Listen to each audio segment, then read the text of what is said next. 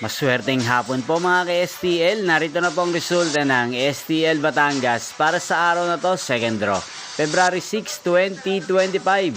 Araw ng Huwebes. Naway ang mga natayaan nyo pong mga numero kanina ay manalo nawa ngayong hapong ito, 4:30 PM. Kaya kunin nyo na po ang inyong mga tickets. Narito na po ang resulta.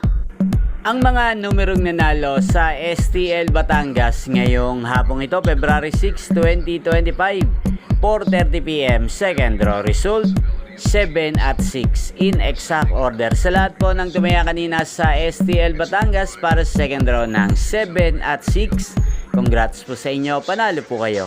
At ngayong hapong ito sa STL Batangas, atin pong i-shoutout muli si Kuya Dennis na laging nanonood sa channel na to. Shoutout po sa iyo, Kuya Dennis. Naway ang mga numerong inaalagaan mo po sa Batangas, sana po ay manalo rin ngayong hapong ito.